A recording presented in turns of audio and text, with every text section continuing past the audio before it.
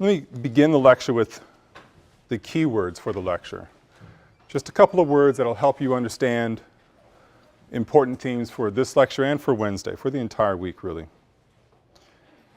And those phrases are the key words are the talented 10th, uplift and respectability, putting them together, uplift and respectability, and race management. Talented 10th, uplift and respectability, and race management. Let me start with a quote. It seems manifest to me that as a race in this land, we have no art, we have no science, we have no philosophy, we have no scholarship. Individuals we have in each of these lines, but mere individuality cannot be recognized as the aggregation of a family, a nation, or a race, or as the interpretation of any of them. And until we attain the role of civilization, we cannot stand up and hold our place in the world of culture and enlightenment.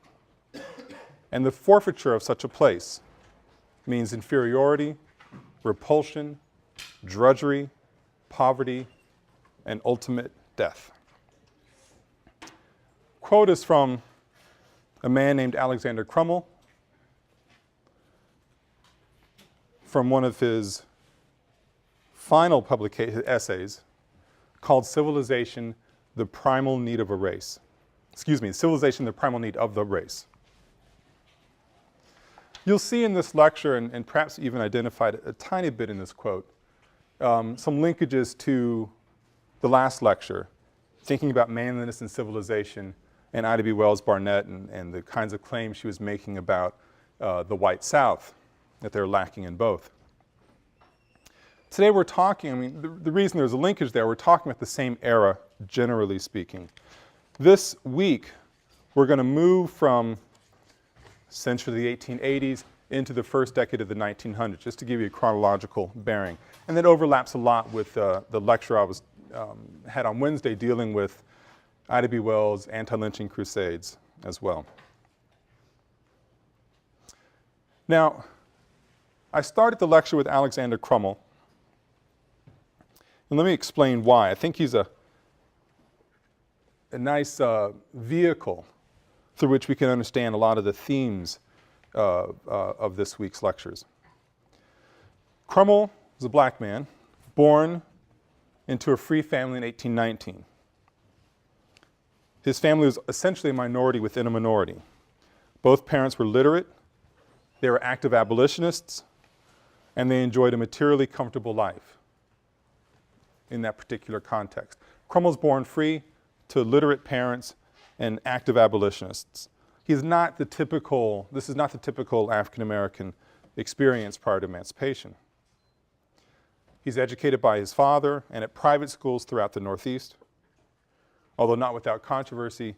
In one of the schools he came to in New York, when the townspeople learned that they were going to educate free blacks at that school, really just a one-room house, they hitched oxen to the house and pulled it in to a swamp.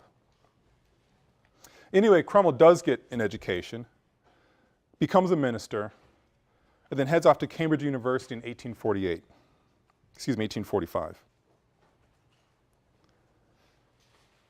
Crummell's departure for England and his subsequent classical training marked a watershed moment in his personal and intellectual development.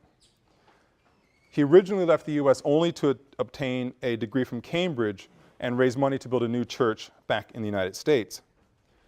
Now he leaves in 1845. He does not come back to the U.S. except for two very brief visits. He does not come back to the U.S. until 1872. So he is gone from the country during the Great Sectional Crisis. Goes to England in 1845. He doesn't stay in England the whole time. He starts getting sick in England, and then he decides to move to a warmer climate for his health. This is the thinking of the time. He departs for Liberia, the west coast of Africa, in 1853. And he would remain there for almost 2 decades. By this action, it appears as if Crummell was doing exactly that which he fought so strongly against in his public orations prior to this moment. He was immigrating to Africa, just as the African Colonization Society recommended African Americans do. This is a group I mentioned in passing a week and a half ago. There's a group advocating blacks get out of the United States, advocating colonization, go back to where they belong was the thinking in shorthand.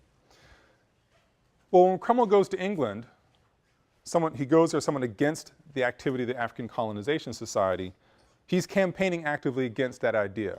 We should not send blacks, quote, back to Africa, black Americans that is, their homelands in the United States. But by the time Crummell leaves for Liberia, he actually is advocating colonization. So Crummell goes through this interesting shift, it seems. He leaves for England for an advanced degree and to get the education and raise funds to build a church back in the United States. He stays in England, then leaves for Africa, advocating colonization, the very thing that he had been fighting against for his adult life up to that point. Now, Crummell's advocacy for colonization is different from that of people like in the African Colonization Society who are saying, let's just get this problem out of our hair. Crummell believed in the hierarchy of civilization. It's an important phrase, the hierarchy of civilization. And he believed that African natives, who in Crummell's mind were pagan, that African natives were at the bottom of this hierarchy. So instead of advocating for black Americans to move to Africa to solve an American problem, he's calling for black Americans to move to Africa to solve an African problem and a Christian problem. Crummell believed that at one time black Africans were at the top of the civilizational ladder, top of the hierarchy. But over time, with technical innovation and divine providence, very important, he believed that Europeans, especially the English, were now at the top of the hierarchy, top of this ladder. So Crummell's advocating black Americans come to Africa to save the Africans, to Christianize them, to rise them up, to lift them up beyond their pagan roots. Eventually, Crummell becomes frustrated in Liberia with his attempts to civilize the natives through religious and educational salvation. He returns to the United States to head up one of the most prominent churches in Washington, D.C., St. Luke's Episcopal, serving a predominantly black and almost exclusively wealthy black community. Comes back in 1872, heads up this church and really helps expand it and grow it, and he dies in 1898. Now, what does all this have to do with today's lecture? Crummell embodies many of the important elements that defined black leadership and elite life in the second half of the 19th century. Although he did not coin the phrase, Crummell lived the ideology that suggested the talented tenth will be the ones to save the race. Although he did not live long enough to see it mature, Crummell founded the American Negro Academy. More about that in a few minutes. Crummell founded the American Negro Academy, which took as its explicit mission to save the race via the profound ideas of the talented tenth. And although Crummell sees himself certainly as at least a political progressive, if not a radical, one can see in this quick glimpse, this tour of his biography, a notion that blacks had not attained sufficient greatness to be considered contributors to the civilized world. You can see in this kind of sentiment an inherent conservatism. And in this way, Crummell's a race manager. So much of his project is about trying to find a way to save the race, to manage its problems and its solutions. Again, the key words for today are talented tenth, uplift and respectability, and implicit in both race management. As I stated a few minutes ago, the lecture, this week's worth of lectures, lingers between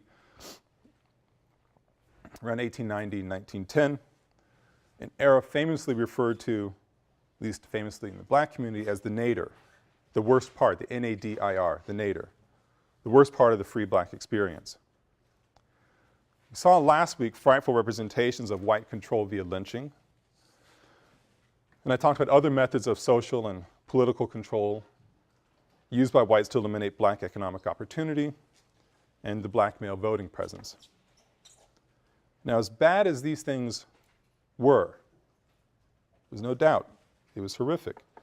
It'd be a mistake to say that blacks were without hope, that they were an utterly downtrodden people, doomed to their degraded position. There were, in fact, glimmers of hope and activism, even though it grew out of a reality of despair. So, profoundly difficult time for the post-emancipation African-American experience. But don't bottle it up and say it's all despair and all misery. See, glimmers of hope can be identified in sort of essentially two ways. On the ground in daily acts of resistance, like the kinds you had read about in Tara Hunter's wonderful book, To Join My Freedom. And you see glimmers of hope perhaps in polite society via the work of reformers, churches, societies, and associations. A few quick words about on-the-ground resistance. We know from Tara Hunter that thinking about struggle, her book, her argument is about struggle on the ground and the ways in which the black community was negotiating class politics during this era. On the ground struggles of daily resistance means small acts of resistance until people like Tara Hunter came along, lost to history, one would think. It's about doing work more slowly than you possibly can. It means stealing scraps when you know you shouldn't be. Stealing labor, in a sense, in the houses where you work or in the factories where you worked. Quietly finding ways to say no to the orders that you've been given, to the life you've been forced to lead, although outwardly you're saying yes.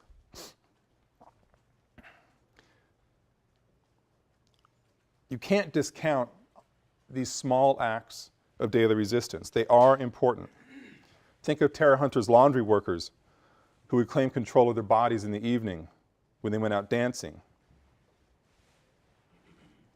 They had some sort of real psychological relief, physical relief, in exerting the control over their own bodies and being out in a certain space, even though their bosses wouldn't have appreciated it, and certainly the black elite looked down their noses at their actions. This is important. But it's also important to realize the psychological benefits could be fleeting in acts of daily resistance. Because the fact of the matter is, when those workers woke up the next morning after a great night out, they had to go back to work. They had to find a way to put food on the table. And so although we cannot discount the benefits of psychological relief, we need to understand them as well for the real limits that they had. Life remained difficult. Now you have, at the same time, Tara Hunter's washerwoman, black activists who are thinking of long-term gains for the black community that extended beyond the boundaries of their own body.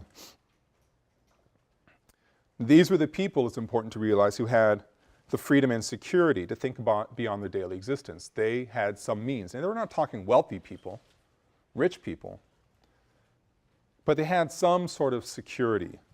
They knew there were meals coming all week long. Their house, they owned their house, they had shelter, and they had some measure of education. So they had the leisure time to think about long-term solutions. These were the people who considered themselves the talented tenth. These were the people who thrived in polite society and who saw it as their duty to uplift the race. Bless you. This last phrase, I want you to think about, and what's important for this lecture.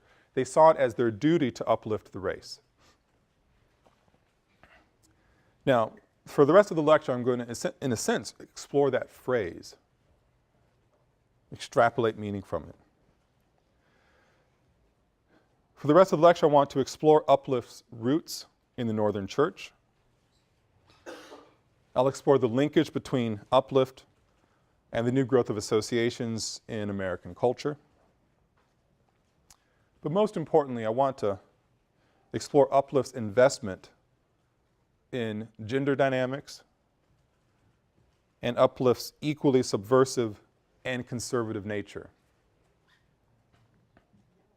It's really critical that you understand Uplift was, at its core, a dynamic ideology that was imbued with that era's restrictive gender and class conventions. There's a gendered element to Uplift. There's a class element to Uplift that make Uplift both subversive and conservative. Think back to my framing of Alexander Crummell's life. Considered himself a political progressive, yet his ideology was fundamentally conservative. Let's look at Uplift's roots. We can trace Uplift back as an identifiable ideology to a group called the American Baptist Home Mission Society. The American Baptist Home Mission Society.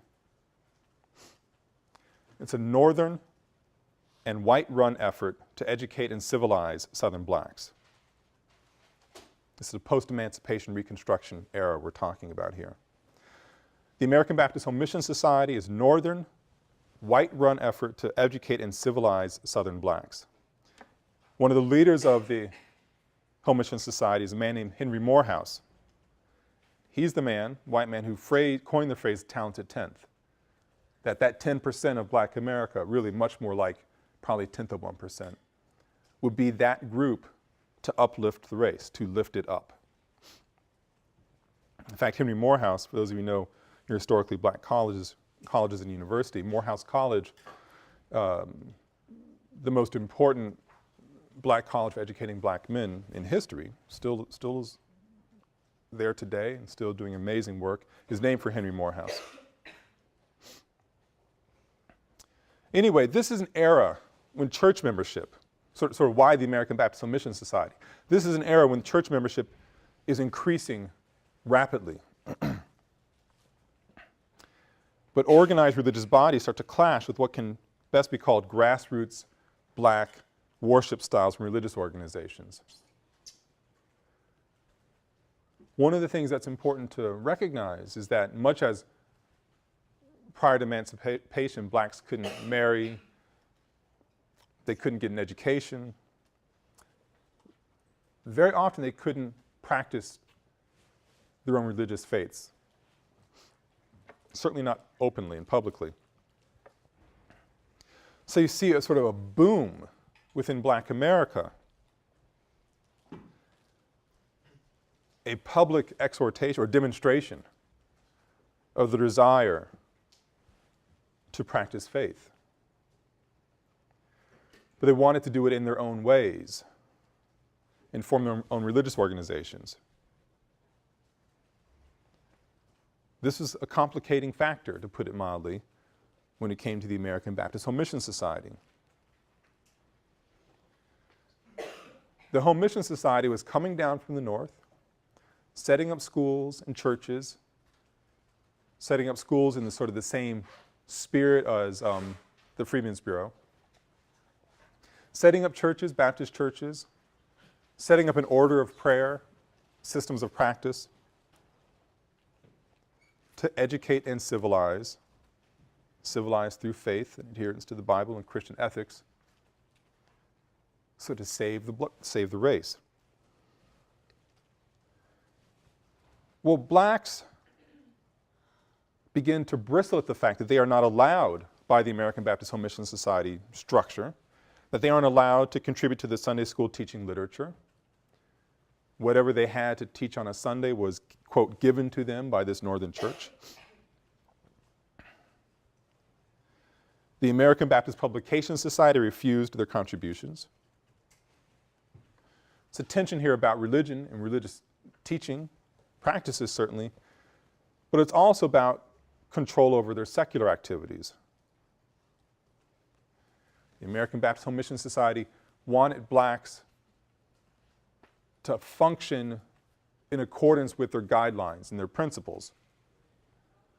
And increasingly blacks were saying, you know, I'm getting frustrated by this.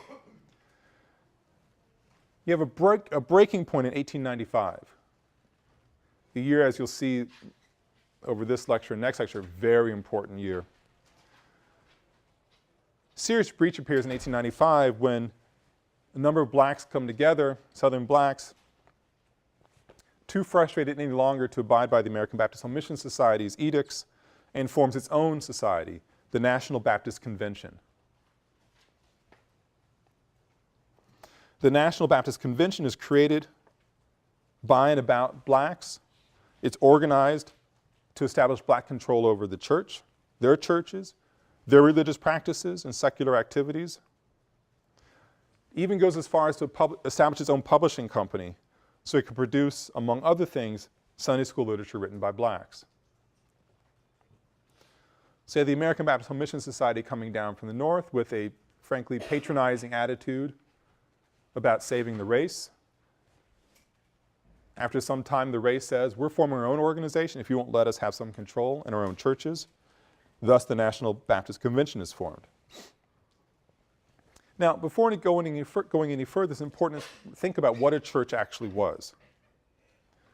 These were places to worship, of course. But it's also important to realize that churches play many different roles in the black community, in the white community as well. We're talking about the African American experience right here. These churches were places where they taught literacy. Certainly that's what Sunday school classes are partly about as well, but we're talking sort of daily education.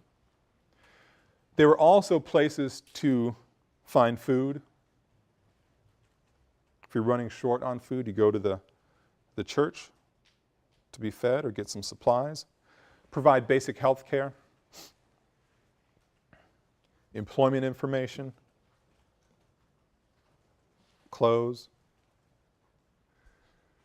So the church was not just a place functioning in the black community as a site on Sundays to be in deep reflection and other days to seek solace.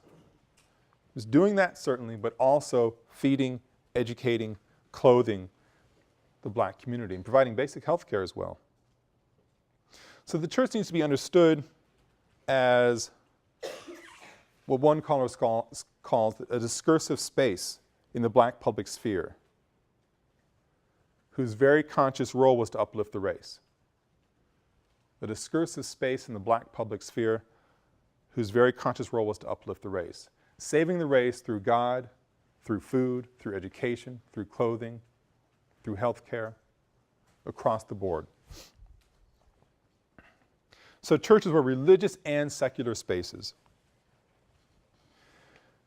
Now, in addition to the growing secular activity of the black church, there's a rapid expansion of intellectual, social, and literary societies in black America. And this is a phenomenon across the races in the United States during this time, the late 19th century. It's important to realize the significant organizations in black America weren't just the churches. There's cultural and intellectual societies as well. As far as black America was concerned, these societies, these associations, were all a part of the struggle to become self-sufficient. It's important to protect its own flanks and to provide for those who are less fortunate. So you have fraternal orders and benefit societies like the Masons, the Odd Fellows, the Knights of Tabor, all of which were for men, or the Order of the Eastern Star, the Sisters of the Calanth for women.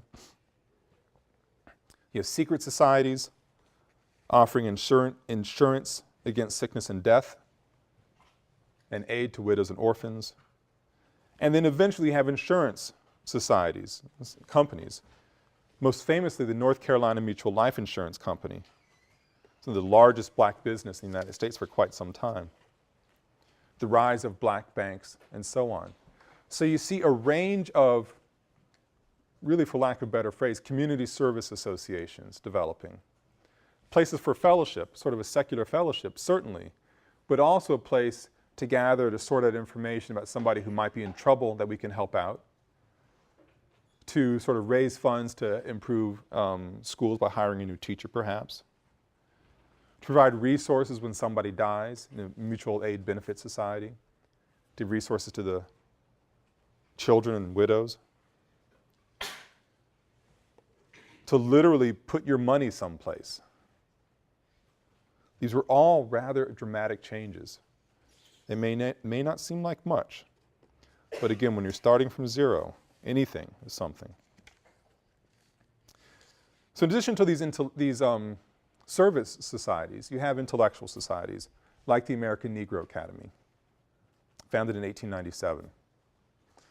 The ANA, the American Negro Academy, was not the first of its sort, but it was the first to talk about uplift in systematically intellectual ways. So it's not about job training. It's not about finding clothes or food for somebody. It's about saving the race through the power of the intellect and through training. The ANA was limited to 20 or so leading men of the race. This would be the phrase of the time. Women were not allowed.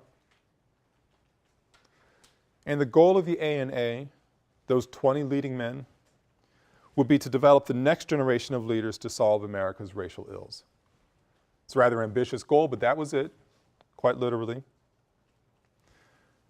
W.E.B. Du Bois, someone who, a lot of you may see Du Bois, you see the name, it's Du Bois, that's the way his family pronounced it. W.E.B. Du Bois, who we'll hear more about tomorrow and we'll hear about intermittently throughout the course, a man of incredible importance in 20th century African American experience. Du Bois had just received his PhD from Harvard and is the first vice president of the organization. He's Alexander Crummell's protege. As I said before, the ANA was exclusive to men. It's an organization that really lasts about 25 years before it falls apart. I can't say that it changes much of anything. Establishes a journal, it publishes ideas, it has lectures. Early on, it allowed one woman to lecture before its august body. But that was sort of, I mean, I'm simplifying it, but the ANA did not offer much in transactional change for black America. But it's articulating a vision that the way to save the race was through developing the intellect, civilizing the race with its most educated men. Right at the same time the American Negro Academy is formed, in fact a year earlier, another association is formed, certainly more important and effective, called the National Association of Colored Women. The National Association of Colored Women, NACW. Tellingly, the motto of the NACW is lifting while we climb. Lifting while we climb. Now what did it do?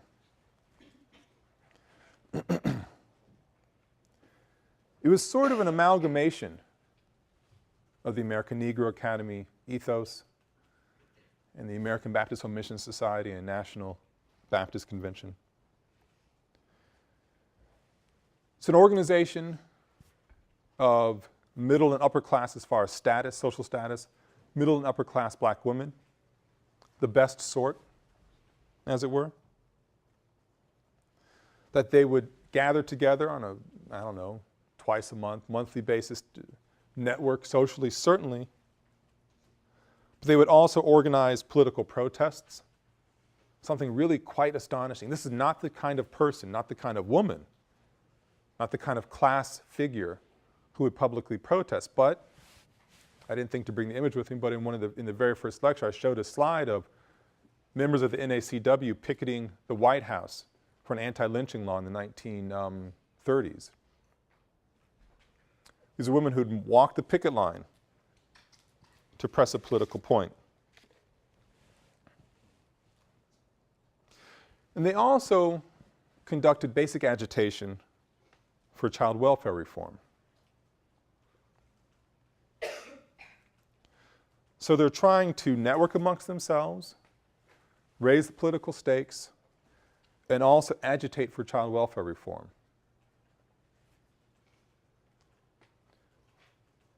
They're like the ANA because they are a certain type of person, of class. They're like the Baptist Home Mission Society in the sense that they are trying to uplift the race, save the children. And in a sense like the National Baptist Convention by acting in explicitly political ways. And the National Baptist Convention's own creation was an explicitly political act. Thinking from the NACW's perspective, Uplift can be seen as both subversive and conservative. It was subversive since it was helping educate and clean up poor and unclean people. Sad to say, but this was a subversive act, trying to clean people up, trying to improve their health. And this is really something you need to be aware of. This was an era of an epidemiologist's nightmare. Cities are really forming rapidly. People are coming to urban centers. But hygiene isn't coming as fast as the people are coming. Cities and streets literally built on top of filth, of refuse, excrement. Disease is in the air. Tarrenter lays this out in her book. All these campaigns to teach proper hygiene habits. It wasn't just about nice manners and a white dress. These are life and death kind of skills they're trying to teach the poor and the unclean. Trying to wage anti-tuberculosis campaigns, for instance. So the NACW is trying to do something radical by trying to help educate and clean up people who were ignored by society. But it was also, and it was also subversive for the way to engage in explicit acts of political resistance, like picketing, advocating anti-lynching, the passage of anti-lynching law, lobbying people. But Uplift from the NACW's perspective, or it's the way it interpreted Uplift, was also quite conservative because NACW membership recognized in itself the express need for them to clean up the race. That the duty, I used the word earlier in the lecture, it was the duty of the black middle and upper class, especially the women, to save the race, to clean it up, and to get the poor and dirty blacks, Southern blacks, to learn how to behave respectably. Think back to the last lecture with manliness and civilization, respectability floating through all of that. To the women of the NACW, they had a lot of work to do. Most blacks were unclean and poorly behaved and uneducated. So Uplift taken all together then, radical and conservative, but essentially a manifestation of white middle class propriety that these black Victorians grew up in, took it as their own, and tried to perfect it for the next generation. Black women felt a sense of duty. These black middle class women and upper class women felt a sense of duty, and they had a special ability from their self-conception. They had a special ability to save the race. Anna Julia Cooper, the leading black feminist theorist of her day, who was also a leading educator, having taught at Dunbar High School. Actually, I want to talk about Dunbar for just a few seconds because it's actually a remarkable institution. I'll probably mention it in a few weeks. Anna Julia Cooper taught mathematics at what was actually the M Street High School at the time in Washington, D.C. Its name is changed eventually to Dunbar. Dunbar becomes the breeding ground over the first 5 decades of the 20th century of the black leadership elite, for the DC area and actually for much of the nation.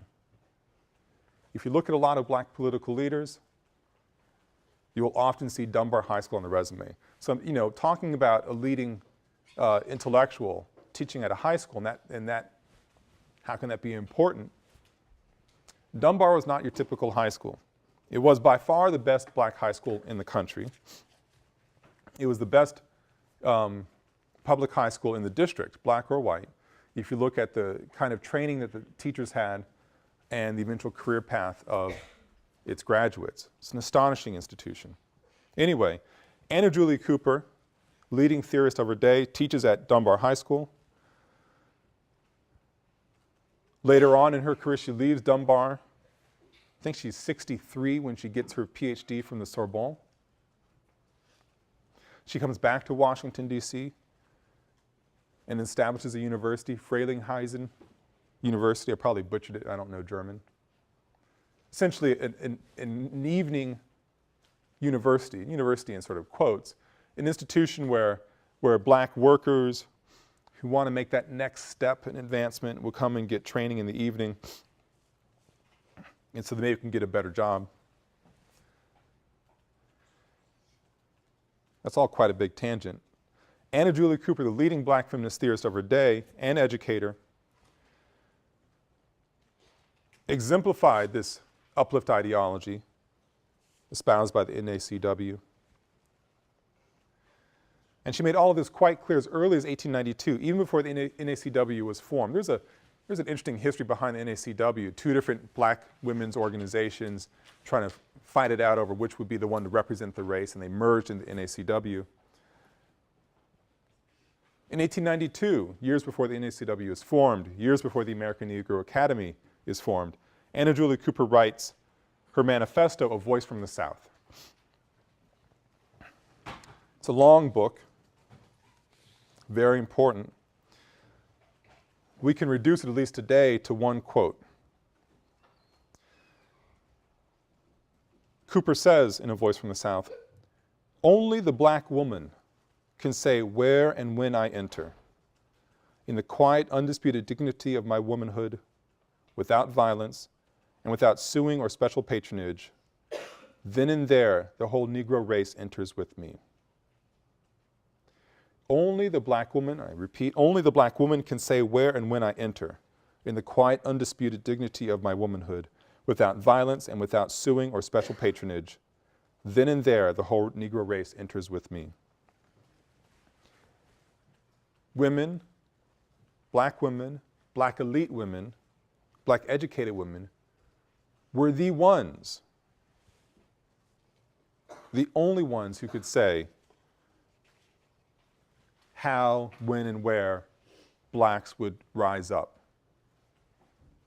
and join society as rightful members. Now, Alexander Crummell, a man of his own time, recognized Anna Julie Cooper's intellect and her unique skills, but he was certainly as conservative on gendered lines as one might expect. He certainly would have taken issue, or took issue with the idea that it was women upon whom this burden was placed to uplift the race. So there's a sort of a gendered battle there about who it was most prepared to save the race.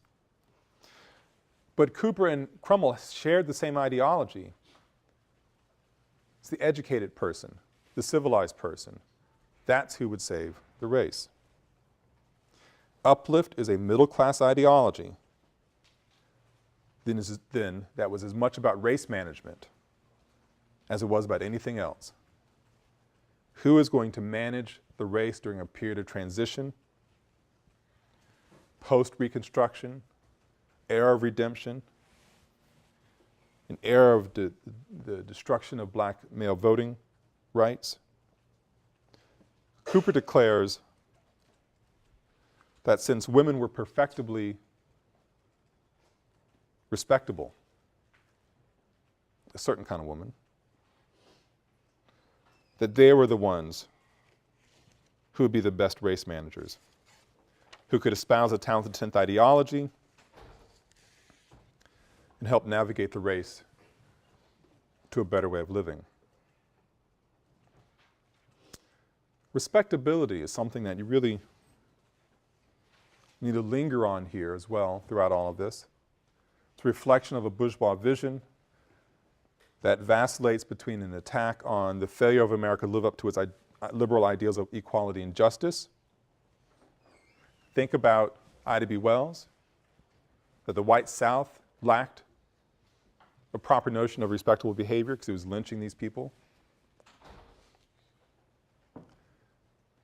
So respectability could vacillate between an attack on the failure of America to live up to its liberal ideals, like Ida B. Wells did, or respectability could be used as an attack on the values of lifestyles of the very blacks who transgressed this white middle class propriety. It cuts both ways.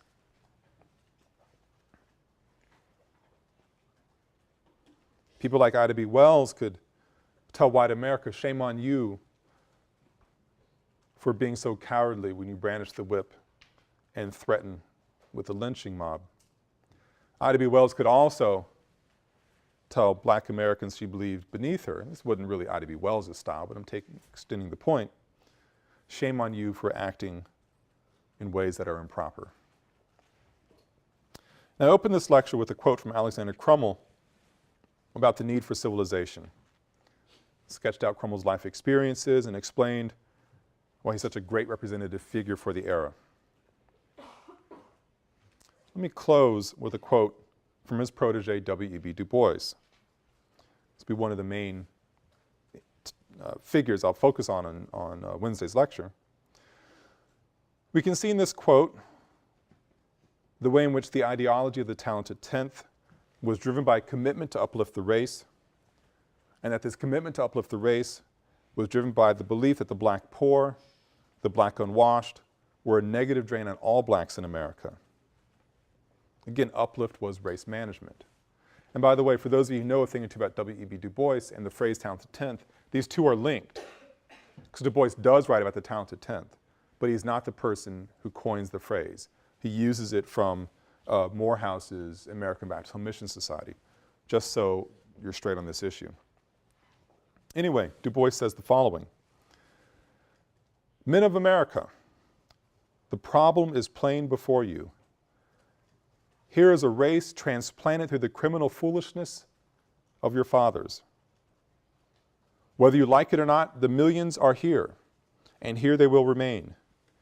If you do not lift them up, they will pull you down. Education and work are the levers to uplift a people. Work alone will not do it unless inspired by the right ideals and guided by intelligence.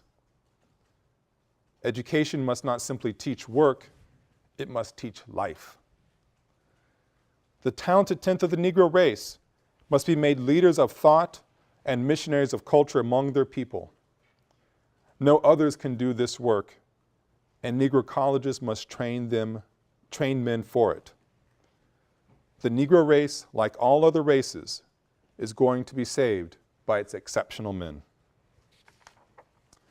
Okay, I'll stop there and we'll begin on Wednesday we'll focus on Wednesday talking about Du Bois and his great foil, Booker T. Washington, and all the different competing ideologies that are expressed in this time of incredible change for Black America. Thank you.